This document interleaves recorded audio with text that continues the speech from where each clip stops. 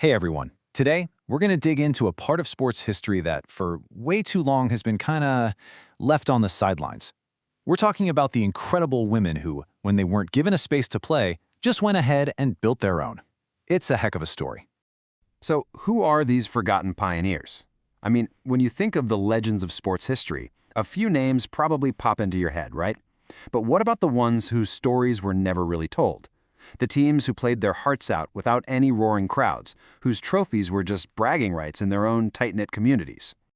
You see, the version of sports history we usually get is all about these huge stadiums, established leagues, and iconic male athletes. But running right alongside that, there's this other history, a history you see in faded black and white photos of women's teams. A story that played out not in grand arenas, but on makeshift fields and in community halls that they probably had to rent by the hour. This is that story. Which brings us right here. How did they start carving out their own space? Well, these clubs didn't just pop up out of nowhere. They were born out of necessity. They were a quiet and sometimes not so quiet, active defiance against a world that basically told them, sorry, sports aren't for you. To really get it, you have to picture the era. The late 1800s and early 1900s were, well, a little weird. On one hand, you had these super strict Victorian ideals that said a woman's place was in the home, period. But on the other hand, you had these powerful movements for women's education and the right to vote that were just starting to explode. And right in that gap, between the old rules and the new rebellion, that's where women's sports clubs found their footing, first in colleges and then spreading out to communities and even factories. Now, of course, they couldn't just play anything they wanted. The first sports they organized were the ones considered ladylike. Stuff that was more about grace and less about, well, sweating.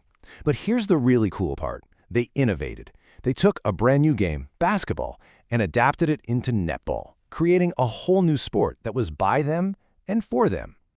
And this right here is so important. Starting a club was never just about the game itself. At a time when women's lives were supposed to be private and domestic, the act of just getting organized, pooling their money, and dedicating time to something they loved, that was a huge statement. It was a quiet little revolution. So how on earth did they do it? I mean, with practically zero support from anyone, it took some serious resourcefulness. You could call it the art of the hustle. Seriously, these clubs were the definition of DIY. Everything was grassroots. The people in charge? All volunteers doing it out of pure passion. Finding new players? Just word of mouth. In a home field? Nope. They had to use public parks or rent out local halls. And looming over all of it, always, was the need for money. So where did they get that money? Well, you're looking at it. A big chunk came from the members themselves, paying dues. The rest? It was funded by an endless series of bake sales, local bazaars, and community dances. Every single uniform, every ball, every piece of equipment was paid for by elbow grease and community spirit. Absolutely nothing was just handed to them. And that's the bottom line, isn't it?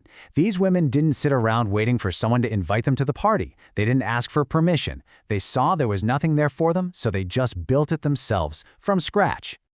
Okay, so building their own world was one thing. But getting the established, male-dominated sports world to even acknowledge them, well, that was a whole other battle. This was the long, hard fight for recognition. To get why this was such a struggle, you kind of have to understand this one big idea, hegemonic masculinity. It sounds all academic, but it's simple, really. It's the unspoken rule in society that real sports are all about things we traditionally associate with men, like aggression, power, and physical dominance. That attitude automatically frames women's sports as something less serious, less important, less legitimate. And this wasn't just some abstract theory. It had very real, very frustrating consequences. Just look at this chart. Around 1920, at a typical university, the men's programs were getting thousands of dollars in funding, while the women's programs got, well, next to nothing. This wasn't just an oversight. It was a message about who and what mattered. And you can bet the media didn't help. When they covered men's sports, it was all serious analysis, skill, strategy, prowess. But if they even bothered to mention women's sports, the tone was completely different. It was often patronizing, focusing on how the athletes looked, or treating the whole thing like some cute little novelty instead of a real competition. A perfect and pretty famous example of this is the All-American Girls Professional Baseball League. Those women were phenomenal athletes, no question. But the league was marketed just as much on their femininity as their skill. They had to go to charm school, they had to play in skirts. It was this constant, impossible balancing act. Be a world-class athlete, but also don't forget to be a lady. So, after all that, what's the legacy? What did all that struggle lead to? Well, it turns out they weren't just playing for themselves.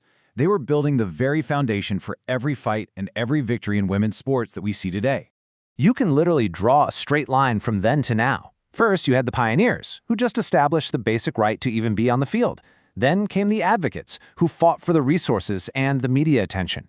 And now, you have today's athletes, who are still in the fight, pushing for things like equal pay and real recognition. It's all one long, continuous story.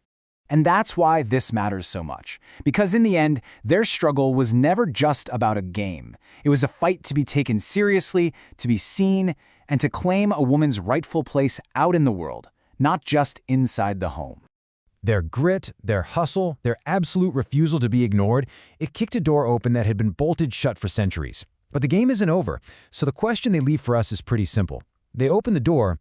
What's it going to take for us to finally walk all the way through it?